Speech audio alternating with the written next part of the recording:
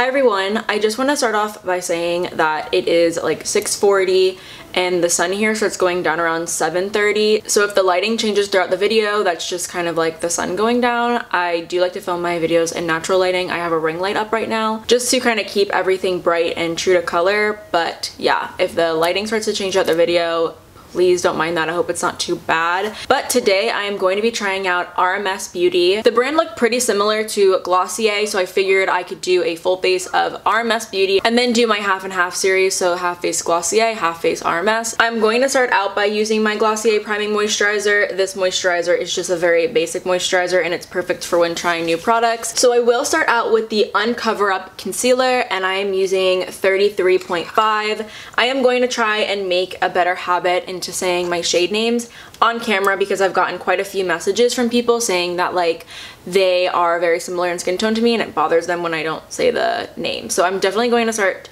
doing that because I also feel the same way. It's just something that I don't ever think about. But I am going to start off by applying this product. I'm going to be applying it underneath the eyes. I used it one other time and I felt like it did a pretty good job. Obviously it did crease a little bit, but for the most part, for it being such a creamy product, it wasn't too bad and it looked really pretty underneath the eyes. It definitely is comparable to the Glossier Stretch Concealer. Another thing about this brand, I don't know too much. I did listen to a podcast with the brand owner on Breaking Beauty podcast. The creator of the brand was kind of saying that all of the products are basically coconut based, so if you are allergic to coconut, I would probably steer clear of this brand. It kind of leads me to believe that the brand might be like super duper oily. I was a little bit nervous about using it around my eyes just because my eyes, I am a contact wearer, and sometimes when I get coconut products around my eyes, like I guess the oil will kind of get in my eyes and fog up my contacts. I didn't notice anything about that happening. And then I did just see that they released an Uncover Up foundation, which I kind of wish that they had released that a little bit sooner for the video, for my video, but it's okay. It's not going to be available on Sephora, I believe, but there is a girl on YouTube that I really like. She uses clean beauty brands only, and she just released a new video using that foundation, so I can go ahead and link that in the description of this video if you guys were interested. I think this color is okay. I do think it's just a smidge too light. It might work a lot better in the winter time for me. I'm gonna see how well it covers up my scarring right here. I have quite a bit of scarring. It did okay. I wonder if it'll layer well. I've been having a hard time covering this up anyway because it's right in the area where I would put like bronzer and cheek products, so I feel like there's a lot of like, I don't want to say agitation, but I guess like that would be the word for it, around this area. So I feel like anytime I try and cover it up, it just gets uncovered anyway. So for the most part, my skin has been doing pretty well, and I am going to definitely be getting up that Ordinary video for you guys soon. I want to have that recorded and up to you guys very soon because I had a lot of requests for it after I uploaded my no makeup video. Alright, how do we think my skin looks right now? I think it looks okay. Definitely didn't cover this up as much as I would like. I'm gonna try and like layer that up, see if it works a little bit more.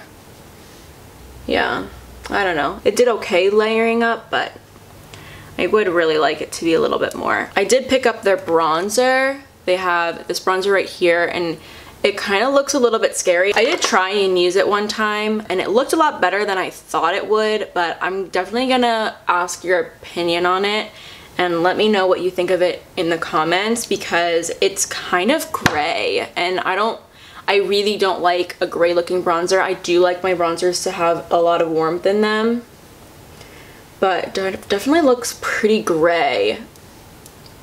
But I don't know, on the viewfinder it doesn't look too bad. I guess maybe like this could be advertised a little bit more as like a contouring product. Maybe not so much a bronzer. I would really like for like my bronzers to have a lot of warmth in them. This one kind of looks a little off. I wonder maybe it might look different on different skin tones possibly. I don't know much about this brand in terms of like how other people feel about it. I guess it doesn't look too bad though, and I like how it's blending out with the brush. It's ending up looking really pretty on the skin, and it doesn't look gray on the skin. It just, I don't know, it's just a little off. I've never used a bronzer this shade before, but it's sitting really well on the skin. Oh, this stuff is made in Charleston, South Carolina. That's really cool. If you guys didn't know and you guys didn't watch my About Me video, I live in Charlotte, North Carolina, so Charleston is really not that far away from me. But I did get this highlighter, and this is the Master Mixer. The highlighter is really gorgeous. It reminds me a lot of the Glossier Halo Scope, but I prefer the fact that it's in a jar instead of a stick because I don't really like using stick cream products too much. I don't like the idea of the stick picking up like complexion products, like any foundation or anything that's underneath of it. So I love that it's in a pot. I do feel like I'm looking pretty oily right now, but that does not bother me. I really do not mind looking oily. I prefer how I look when I look a little bit dewy, so it doesn't bother me. If it bothers you, I don't know what to say. Maybe ghetto powder, I don't know. And now I'm going to be using the Lip to Cheek in the shade Spell. This shade actually ended up looking a lot paler in person than it did on the website, so that did worry me a little bit. But I did use this the other day and it didn't look really pale on the skin, which is really good. I am just applying that with my Real Techniques Duo Fiber brush, my favorite way to apply cream blush. I'm just going to press that into the skin. Like, yeah, it looks a lot more pigmented on the skin than it did in the actual jar, which is really nice. I appreciate that because I do like a heavy blush. Not super heavy, but like heavy enough where you are seeing it. Oh yeah, that's pretty. I think that's like the perfect shade for me and like anyone else with my skin tone. Spell is a really good one. I do want to put a little bit on my lips just to see what it would look like. Sometimes a lip and cheek product ends up being really pale for my lips, so I just want to see what this one looks like. It might have like a similar situation. It is a little bit too pale for me. I probably wouldn't wear it on my lips at least. And then I also picked up 3 of the eye polishes, and I've got to say I have used the eye polishes. I used them the other day. I used them on Friday and my eyes were creasing so bad all day. Like all day they looked bad and sticky, and I don't know. So I'm going to use them in today's video, but if you are interested in getting the eye polishes because you think they're going to be good, I don't recommend them. The first one I got is the shade Lucky, and it's kind of like a coppery shade. It's really pretty. This is the one that I wore the other day. So that's what Lucky looks like. Next one is the shade Seduce, and I went back on the website because I was like, I would not buy a shade that's this cool toned. And I looked on the website and it did not look this cool toned on the website. I don't know. This is like really, really cool toned, and I just don't do that. But oh well. And then this last one is the shade Lunar. I actually haven't swatched this one yet. This one's also pretty cool toned. Can you guys see that? Yeah, you guys can see that a little bit. I just grabbed my 2 ColourPop eyeshadow brushes. They're like synthetic and perfect for cream eyeshadows. I like to avoid using my fingers on my eyes. I don't know why. It's just like my nails are really long, so I just don't love that. I am going to go in with Seduce though because I want something kind of deep in the crease. I'm just going to pick up a little bit of it on my brush. Probably going to do like a outer V situation. Oh, that actually does pull a little bit more warm on my eye than the swatch was showing me. So I'm not super mad at it. I don't mind that. It's just like it's going to crease so bad, and I'll show you. It's going to crease bad and quickly. And I'm all for cream products. I love a cream product, but like cream eyeshadow products that crease really bad, I can't do. Like I really like the Glossier lid stars because they do not crease. Milk Makeup eye pigments do not crease. MAC paint pots don't crease. These ones crease so bad. I'm gonna use the shade Lucky. Also, one thing I do want to say is I don't love the packaging. I don't mind that it's in a jar, but the twist top kind of annoys me.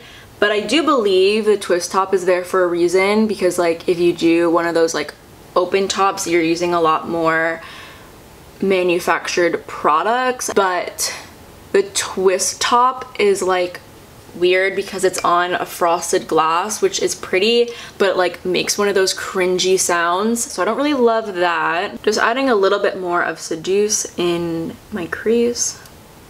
See, this looks kind of pretty. I really just wore the shade Lucky all over my eyes the other day, and it was just creasing so bad, and like I can see it already creasing right now, but it still looks pretty. Going to throw on some brows really quick. Going to take a little bit of the eye polish in Lunar, the lighter one. I'm going to take that and hit my brow bone with that.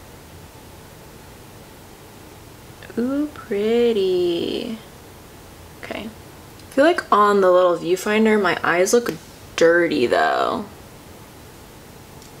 I don't know. So I did pick up an RMS mascara, and I did use it the other day, and I really was not that impressed, but it was really early in the morning, so I don't know if I gave it its full attention. Getting it all over my eyelids though, and that sucks because my eyeshadow is cream. Okay, I really tried. I really put in the work to that eye, but it's just like too long for me. I like a quick mascara. One thing I will say though, I was worried, since it was like pretty coconut based, like all other products are really coconut based, that I would have like massive smudges all over my eyes at the end of the day. But that did not happen, so I really appreciate that. This mascara is pretty though. It's a lot nicer than like the Undone mascara that I tried. But I don't remember how much it is. I'll throw it up on the screen.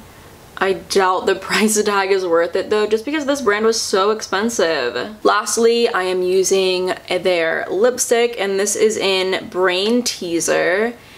It looks like this, and it is actually a really, really pretty shade, and it is very nice and pigmented.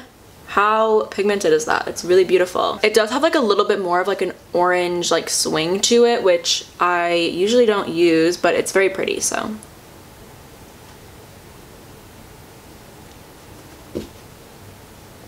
Hi, baby.